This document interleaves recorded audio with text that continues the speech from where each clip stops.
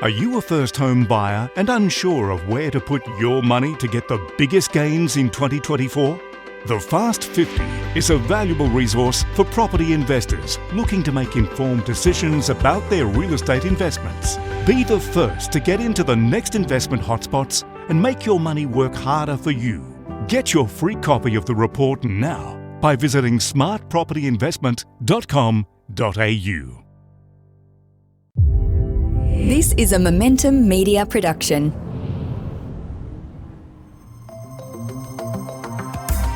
Welcome to the Smart Property Investment Show, the podcast by investors for investors. Hello, everyone. Welcome back to a brand new episode of the Smart Property Investment Show. I'm Grace Ormsby, joined by a friend of the show, someone we always love chatting to, who has some updates of her own, plus a bit of a report that we're going to be unpacking. It is an absolute pleasure to be welcoming Dr. Diyaswati Mardiasmo to today's show. Asti, how are you?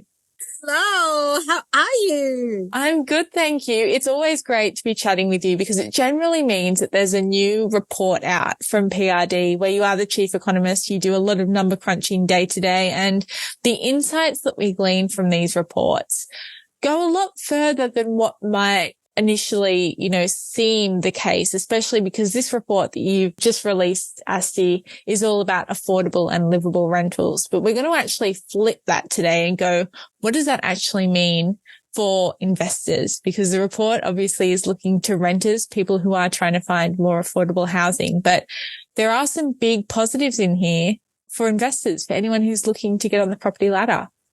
Yes, there is. This particular report, this is a new report that we've just released. We've never done a rental report before, but we all know that the rental crisis is here. We know that there's a lot of people struggling to find rental places. And you're absolutely correct. Even though this report is geared to renters, it actually has a lot of information for investors.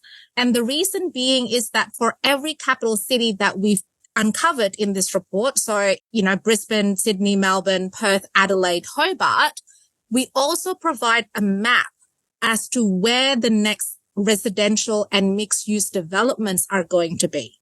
And so if you are an investor, this report actually tells you that, say, in Brisbane or in Sydney, there's going to be X amount of units, X amount of townhouses. This is where they're going to be built. And this is also where they have a low vacancy rate at the moment. And so there's a high demand for rental properties there. So if you're an investor, you take this report and you kind of identify, okay, if I'm an investor, I can actually buy now in XYZ suburbs. I know that there's a high demand there. The fact that it's been identified as an affordable place for rentals at the moment will probably mean there's going to be a lot of renters trying to get into the area. And so the demand is going to skyrocket for these suburbs that we've identified. So if you're an investor, it tells you this could be a good place for me to buy next. A lot of the time we think of places that do have a lot of stock in the pipeline, developments that we know that are going ahead. Sometimes that can scare people away. But the chat that we were having off air, you did a pretty good job of alleviating my concerns in that space. And there's good reasons to kind of go where some of those developments are going. Not all the time, but especially in these kind of cases. Oh, definitely. And the main thing that a lot of investors would want to look at is the vacancy rate, because vacancy rate tells you what is the balance between demand and supply of rental properties in that particular area.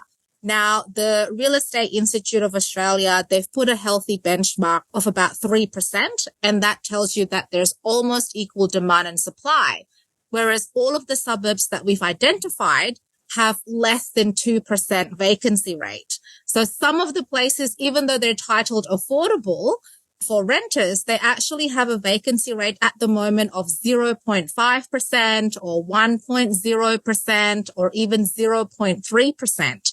Which means that there is still that very deep imbalance between demand and supply in the area. So if you're an investor, you're actually wanting to look for places that does have a vacancy rate of lower than 3% and as low as you can get, like 0.5 vacancy rate is amazing. It's one of like the lowest vacancy rates that you can think of. And so if you know that there's going to be development going to this area, then at least you know that there's something for you to buy. Because sometimes people say, oh, go invest in, my suburb because there's lots of people looking for a rent. But then you try and buy in that suburb and there's nothing. Whether it's an established dwelling or whether it's a new project, nothing is available for the investor to buy. This way, at least you know that there are stock coming into the area. So there is something for you to buy and the vacancy rate is low. And the fact that it's been identified in the report as affordable will probably mean that there'll be more people wanting to rent in that area. And there are some pretty high profile suburbs, I've got to say, having looked at the report. Most of them have been talked about for a long time in investor circles. I'm not going to give too much away of a report right now, but it was actually even interesting just seeing the breakdown from city to city that Melbourne and Sydney seem to be the ones that had the most standout suburbs for these purposes moving forward. And given the relative expensiveness of the eastern states, that's not really something that we would, attribute to offering affordable rentals. No, definitely not. And this report is one of those that I will put a disclaimer to say that you're not going to find like the cheapest suburbs in each of these capital cities. Like you say, like Melbourne and Sydney is well known for them being an expensive capital city, right? So it's not about finding the cheapest places to rent. It's more about balancing that rental price as well as the level of stock that's coming into the market. So that's what we wanted to do in this report. And that's why a lot of the places are well established because these are the places that a lot of people talk about. And it's also because it's the place that people talk about, it's also the places that a lot of local governments look into wanting to build more in that area. Or, it's on the government's radar to approve development plans or development approvals. And so, some of these places would not surprise you, but some of the suburbs will also surprise you at the same time. And I can't talk for all the suburbs, but I know the Sydney suburbs, the Summerhill and Crow's Nest quite well, and they make the list. And they're very well serviced by public transport. They're kind of earmarked as those next areas for development by not only, I would say, the local governments, but by the state government. So I thought it was quite cool and interesting to see those kind of suburbs, come into a livability and affordability report. Oh, for sure. For sure. And, a lot of people will definitely might question the affordability side of it. And I will admit that it is on the higher end. But at the same time, if you're a renter, it's one of those things that you have to think about. Do I pay a little bit more knowing that I will be able to get access to some rental properties? Or do I try and find a cheaper suburb, but I might be competing with another 100 other applicants, right? And then as an investor, knowing that these kind of suburbs do make it to these lists mean that the possibility of renters coming into the area is even higher. And so your rental income is a little bit more secure than in any other suburb. And I guess it comes back to, as you said, that rental vacancy rate and what's on offer there. So to everyone who is listening, go and check out this report, check out that vacancy rate thing. But on that point, interestingly, Perth and Adelaide are sticky. That's how the report described them. Can you give us a little bit more insight into what you meant by that stickiness? And I think, following on from that, what it means for those markets moving forward. So it was sticky for us. It was actually quite difficult. And this is the part that, you do these sort of reports, right? And you find it to be, oh my goodness, that is not something that I expected, because it was supposed to be affordable. And Hobart, Perth, Adelaide is known as the more affordable city than Sydney and Melbourne. But it was actually easier for us to find these suburbs in Sydney and Melbourne as opposed to in Hobart, Perth and Adelaide. And the reason why it's sticky in Hobart, Perth and Adelaide is because they don't have as much supply coming in. So trying to find that balance between finding a rental place that has a median price below the capital city, but also have the planned stock also have the units coming in, the houses coming in. That was really difficult. That was what made it sticky. And so when we did the report, I was kind of going, oh my goodness, I couldn't find unit suburbs for Perth that was below the Perth median unit price, like the CBD price that has units or townhouses coming in. I had to go above the Perth median price to be able to find these units that actually does have some stock coming in. And so that's what we meant by sticky, was that, you know, it was quite difficult for us to find the suburbs. And I guess for investors, what it does mean is that these are the capital cities that are thirsty. They are dying for more investors to come in. They are dying for the local government, whether it's state or local, to actually have a look at their planning systems and the speed in which they are approving development proposals and actually inviting joint ventures to be able to deliver more housing. You know, that's kind of like the main message here. And it does speak to the whole, you know, if you're an investor and you're looking to other capital cities or you're looking to expand your property portfolio, the prices of units and apartments and houses in Adelaide and Hobart is almost half of that Sydney and Melbourne. And they're hungry for investors. And so that is another way, you know, for you to actually diversify your property portfolio. Don't go away. Plenty more to unpack with Asti just after the break. Stop overpaying on your home loan. We understand that managing your finances can be overwhelming, especially as interest rates continue to rise. With access to 70 plus lenders, our team of specialised brokers will find the best rates for your specific needs. Count on us to secure a lower rate swiftly, giving you the confidence you deserve. Book an appointment with one of our experts today to protect your financial well-being and secure your future. Call us now at 02 8866 2444 or visit our website at finny.com.au.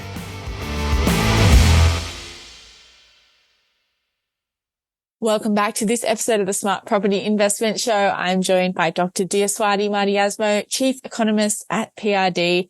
Asti, it's always so great to chat with you and get a sense of what's going on in the property market from a little bit of a different lens. And as I mentioned before, we are flipping the script on what is a report for affordable rentals across the country. And just before the break, we were talking about stickiness and the stickiness of especially Perth, Adelaide and Hobart. And you mentioned that, you know, these cities are most struggling with supply.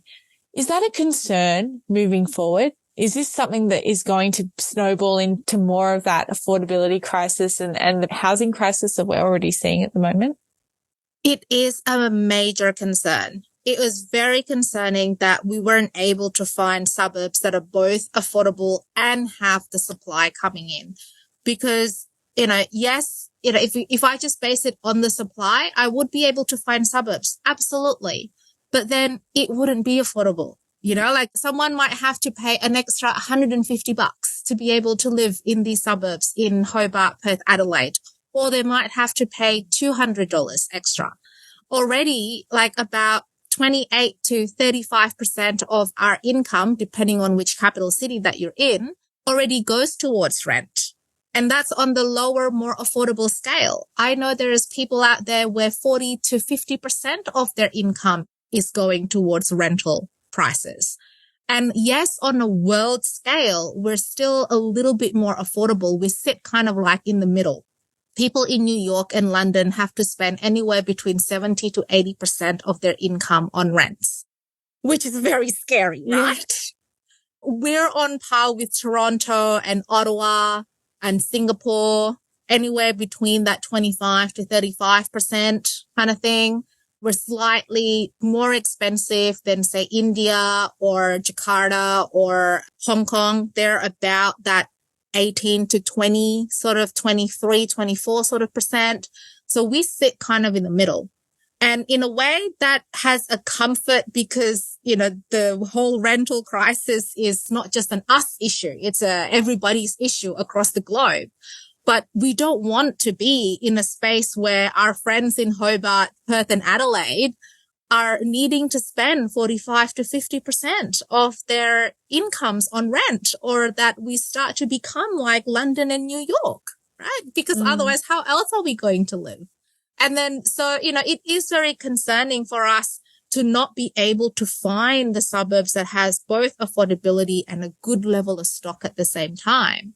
And it is, another part of this report is really highlighting the need for that supply in those areas, or otherwise the proportion for rent to income is going to be unmanageable in the future. And it is very easy to say then that investors will have a great time going into those markets and finding those properties. But that is only one part of fixing the systemic issue, isn't it?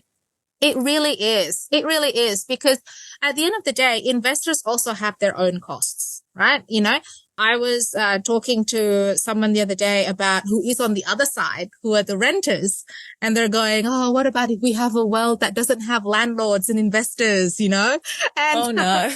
And then we've got another side of the investors going, oh my God, I can't afford being an investor anymore because the cash rates have gone up 12 times and my body corporate have gone up by 25% and my insurance have gone up. And, I know that there's recent research that showed at the moment, a lot of investors' costs are actually double than before because of all of these, not cost of living, but more like cost of investment.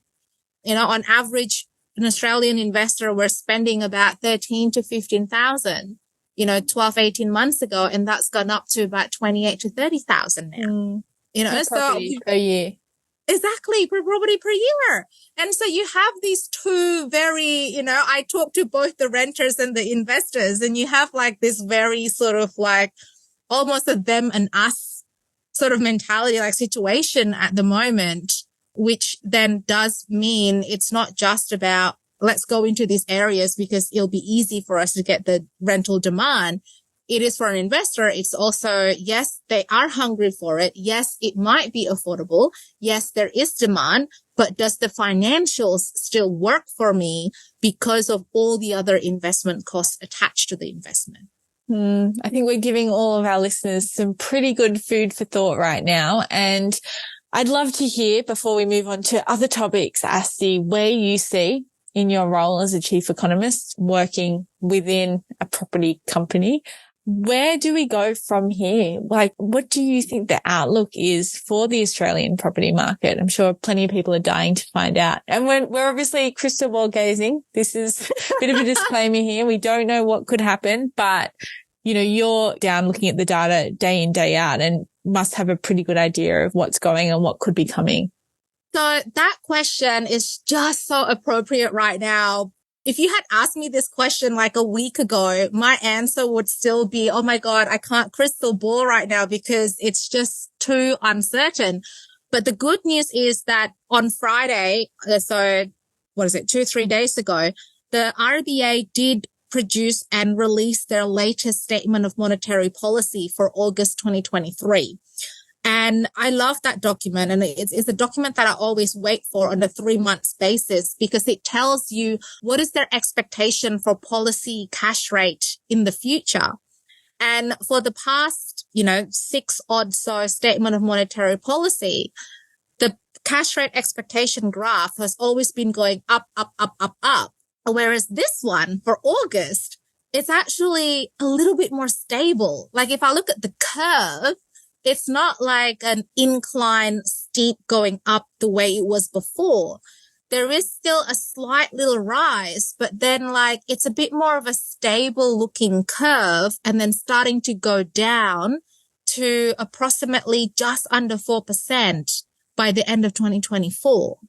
There's a bit of revision there because in the May 2023 Statement of Monetary Policy, their peak was at about 4.1%, so just above the 4% line, and going to above 3% at the end of 2024.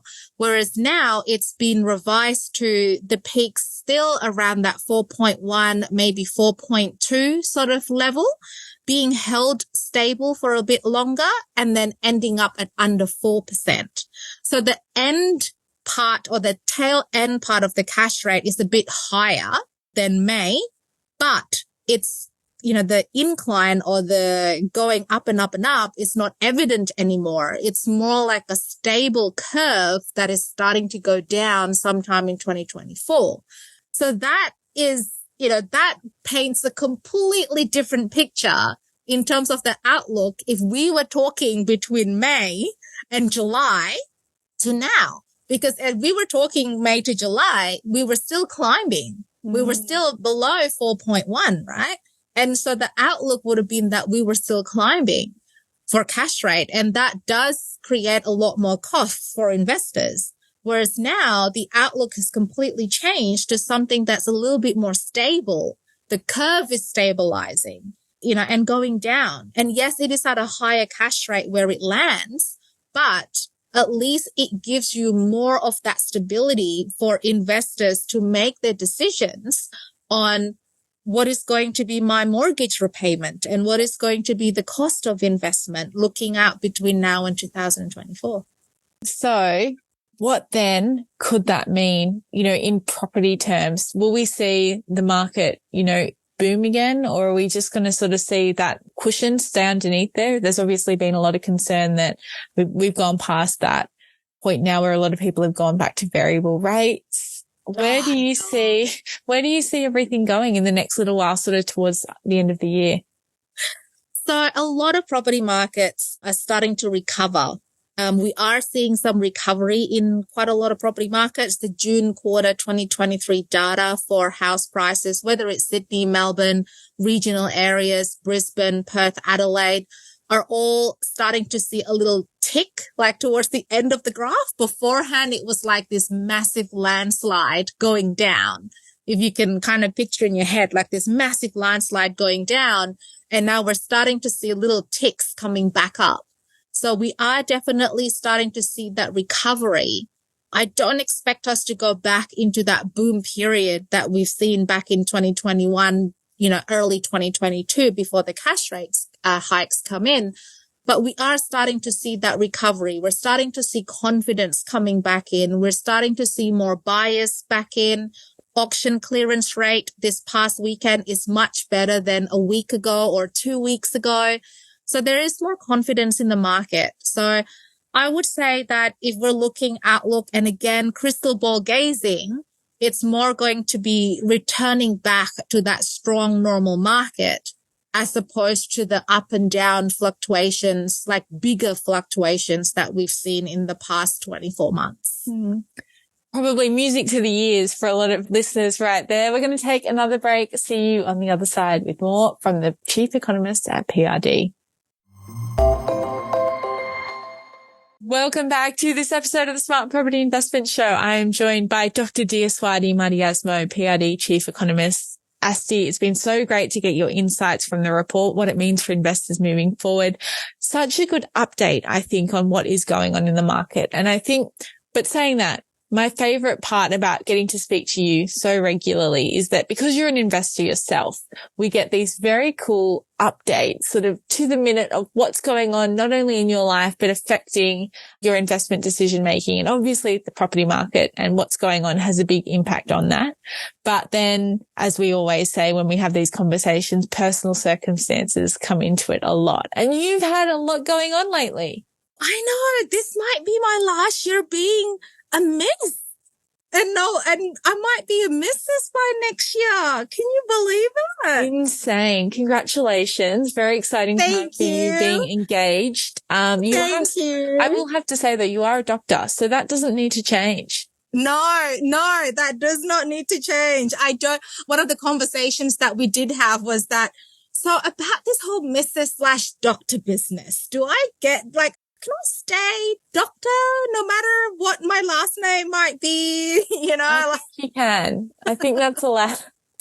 So, it's one of those things, right, that you do have to have a conversation about. So what is going on then with you? Because last time we chatted, I think you were just about to go to Newcastle and do a bit of a renovation on your property down there. And having talked to you off air, there's obviously a lot more things that now need to be considered now that you're contemplating a wedding, a marriage, potential combining of finances? We've talked before about how women need to stay financially secure. What are some of the questions that you're running through at the moment and looking at? Well, the first one is just an update on the Newcastle property. That one is owned by, beforehand, I remember, I always said my partner or my other half. Now I can say fiance, like, oh my God, it's a new term. But we finished that one. So, that's all done, dusted. So that particular investment is safe, secure. It's being rented. That's an update on that one. But yeah, you're absolutely correct. Now being engaged and looking towards marriage and starting to think about what does this mean for my property portfolio? The first thing that I always think about is, okay, I'm going into this, we're both going into this with assets of our own.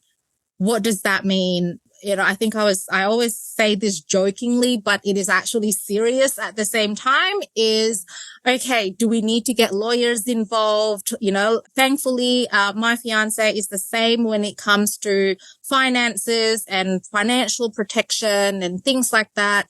I always joke about it, don't walk the aisle until you've got your papers sorted, you've got something being signed, because at the end of the day, we know that as much as being engaged in marriage and everything is romantic, and I am a romantic, I think I fall into that romantic realist category. And in a way, yes, it has something to do with the fact that I have been married before, but from a data person, as someone who is an analyst, we know that there are marriages that don't, make it, so to speak. And we know the importance of, for us women in particularly, anyone really going into a marriage, of being financially savvy and being financially secure. And so first question would be that I have been talking about and has been in my mind is, okay, are we combining finances? If we are combining finances, how are we going to do that? We're both each entering this union with properties of our own. I have property. I have my property investment. He has property. He has his property investments. How are we going to manage that in terms of ownership? That's number one. Number two, any income that comes from those investments, right? And then how do I then not only protect myself, but also honor the union, and perhaps, lawyers might be the next step when it comes to consulting all of these things. It could also mean, sitting down with a financial planner, whoever it is that I need to have in the conversation is definitely something that I'm looking into right now. Because beforehand, it was more about what is my financial strategy? Whereas now it's kind of like, what is our financial strategy? What is our investment strategy? But at the same time, how do I then also stay financially savvy and having protection for my own, in case of anything happening, or just to make sure that I also have something if I want to retire early or if I want to do X, Y, Z, having all of those sort of thoughts. So that's definitely the first thing off the bat because, we're both going into this union not empty, so to speak. Mm-hmm. We're going into the union with assets of our own. It must be an easier conversation then when you do both come into it in that position where you're both saying we're both coming in with property, and it's obviously still questions that you're running through, but is it a matter of keeping those separate and then, do you combine finances from here on out, or is it? Exactly. Yes. Exactly. Because, we've been playing with so many different scenarios, Grace, because obviously with the marriage, then also come the question of, we also want children. I'm 39 right now. And as we all know, women have a biological clock, unfortunately, and if we do have children, then does that mean that we stay in the current house or do we then buy a house together? Do we not going to build or rebuild this particular house to suit the family? Or do we renovate it just enough so that we can then make a profit out of it and then buy a bigger home? Like, it's all of these questions that come into play. Or do we, because my fiance is very much so into house renovations and, property development, do we then buy a small house, flip it, make money of it, and then use that as another source of capital to then be able to combine it with, maybe selling one of our property portfolios to then go into a bigger house? And, that's another question, right? Because we know that property is more expensive than it was 5-10 years ago. And with a growing family, we're not looking at units. We're not looking at townhouses. We're looking at houses. We're looking at 5+ bedroom with a yard. So we know that the budget has to be higher. So does that mean that each of us, in quotation marks, sacrifice one of our investment properties each to then be able to buy a family home together? There's all of these different scenarios that is a possibility that, I'd love to hear what other people have done in this particular space and give me some advice. I think that's a call out to anyone who is listening. Really, just the fact that children, it's not really something that we do talk about on the Smart Property Investment Show, but they do form such a crucial part of people's thinking, and they need to form a crucial part of people's thinking when it does come to what their property plan is. Coming down to where you live for school or the requirements of, school education costs, just the cost of having kids full stop can change the way people are looking at property. Then, as you said, the size of the house or the townhouse, that is all going to hinge on what people can afford as well, changing all of that. So a pretty daunting process, but an exciting one. It is. It's very exciting because at the same time, it's one of those things that is like, it's daunting, exciting. I think because I am a data person and he is a data person as well, like he's very analytical as well. We're also both very sort of like realistic as to what can we afford and what we can't afford. And I think that's another thing. That's another part of it is the affordability part, because it's not just about affording a mortgage, right? It's also about being able to put food on the table, so that Miss Ariella can still go to gymnastics and swimming, It's still all of those different sort of like other costs that you have to think about. And it is exciting because I started looking at houses, me being me, and I was walking past Sunnybank the other day on my way and I was like, oh my God, I really like that particular floor plan.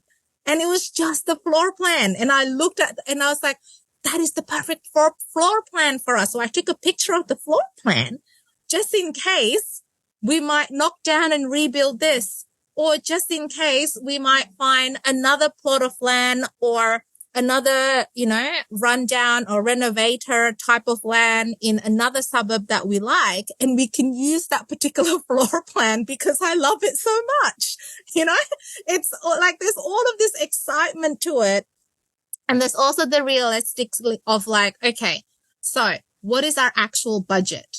And if that is the budget and that is what we can live on, then realistically, how would we get to that budget?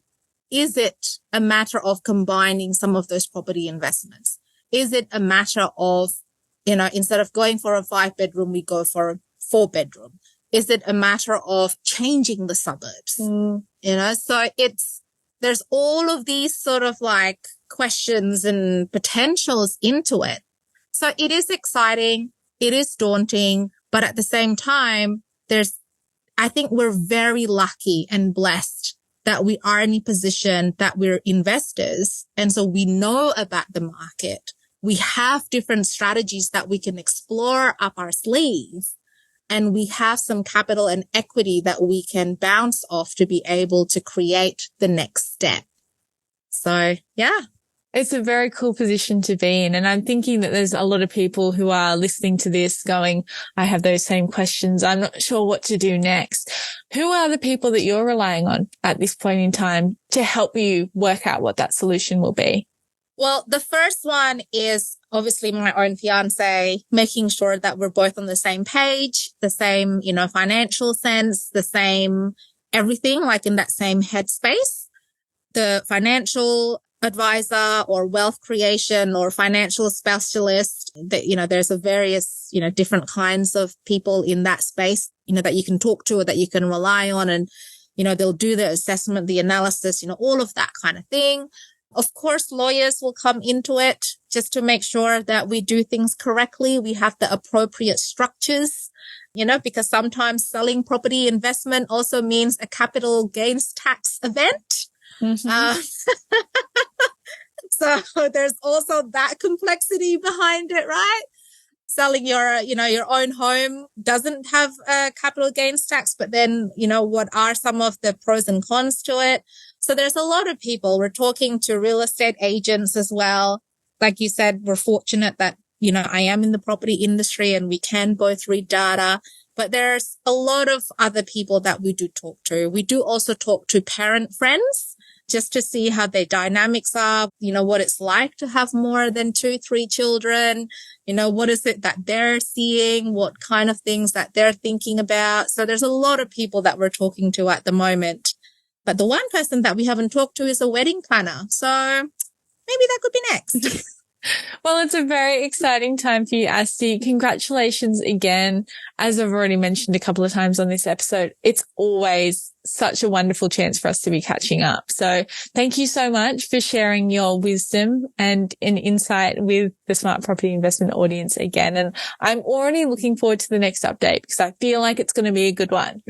Oh, thank you so much. It's, like I said, exciting, daunting, but there's 100 ways to roam, right? Absolutely. Well, good luck. All of those. Thank you. Keep us posted.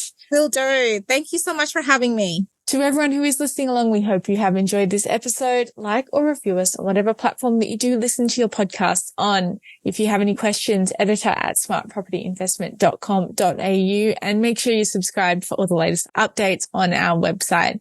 Until next episode, stay safe and well wherever you are listening from. Bye-bye. The information featured in this podcast is general in nature and does not take into consideration your financial situation or individual needs and should not be relied upon. Before making any investment, insurance, tax, property or financial planning decision, you should consult a licensed professional who can advise whether your decision is appropriate for you. Guests appearing on this podcast may have a commercial relationship with the companies mentioned.